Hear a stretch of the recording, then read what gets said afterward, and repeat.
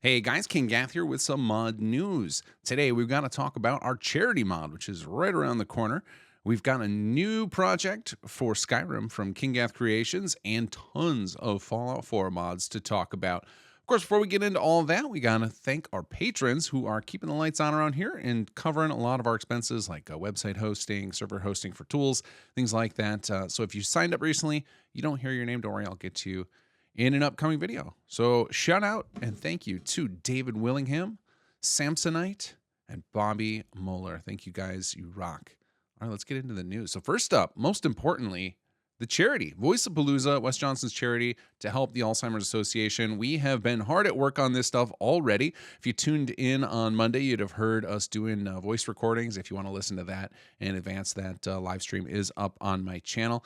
And otherwise, hang tight because we'll be actually building and releasing the mod before you know it. We're actually doing our Modathon where a whole bunch of us are going to be working live on building this mod on camera effectively. So obviously you guys know I'm not a camera guy. You'll just hear me hanging out on voice, but a lot of folks will be on cam doing this stuff live. If you go to simsettlements.com/charity, you can find a bunch of little thumbnails of people who will be streaming. We are starting at 8 a.m. Central Time on Saturday morning, the 27th, and we are going to go nonstop until 11:59 p.m. on Sunday. So 40 hours of modding. Some of us will duck in and out, take naps, and get meals in between there, but it is nonstop between the lot of us. So we're going to build this mod out, and then July 1st, we will reveal it on Gopher Gaming's YouTube channel. And of course, Wes Johnson will join me and Gopher for that, so we can kind of talk about it while Gopher's playing through,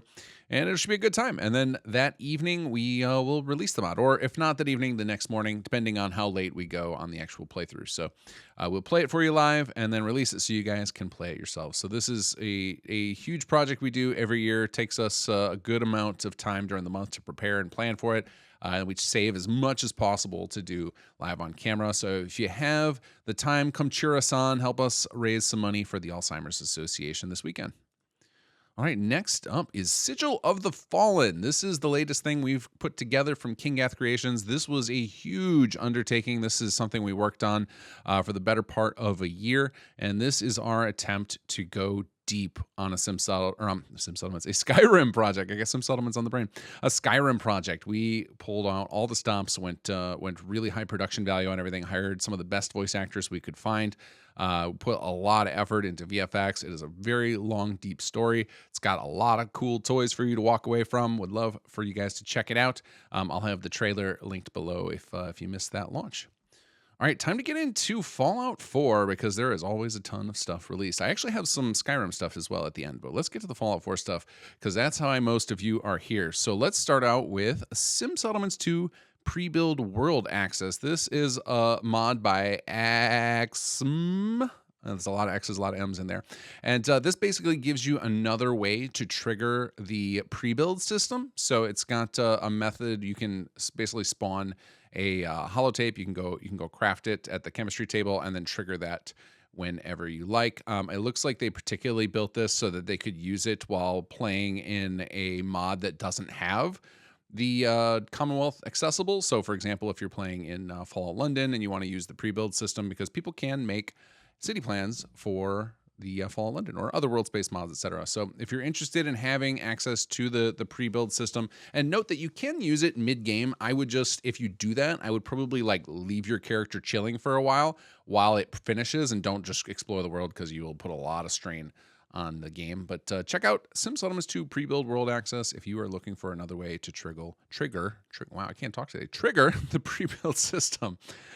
All right, next up, we have got a bunch of outpost and building plans from foolsama. Now, some of these are already released, and now today we're announcing the all-in-one packs, effectively. So there was one new one that I missed last month. I think it came in right after the mod news video went out, and that was for a modded settlement called Cutler's Bend.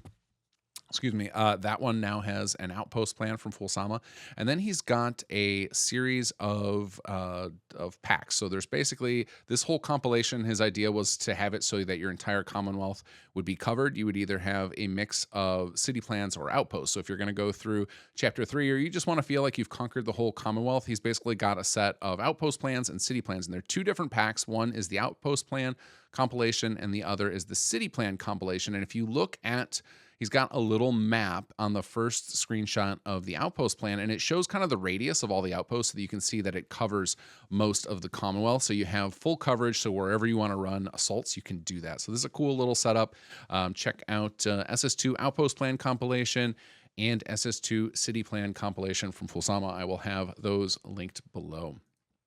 All right, next up is one that I almost didn't cover until I noticed one little feature, and that is F4 settings by PatrickJnr. And this has a F4C in-game settings manager. So it lets you manage some of the deeper settings of the game that you would normally have to mess with via globals or from outside, like in INI file type stuff, or things you would do in console commands that maybe you don't know those console commands, like changing the weather and stuff. But the reason that I decided to cover it is because it has a feature I think for those of you who are settlement builders would really appreciate that, and that is an ability to teleport directly to any of the settlements. So it actually can dynamically detect the settlements, and it presents them in an option so that in a list so that you can teleport directly to them. There's an actual workshops tab in it. You can click on it, teleport to that settlement. So if you're loading up a character and you're just like, you know what, I just want to work on this particular settlement design, you can just do that real quick from this F4 settings menu. But it has a lot of other interesting features, especially if you're not super familiar with all the console commands. So check out F4 settings by PatrickJnr.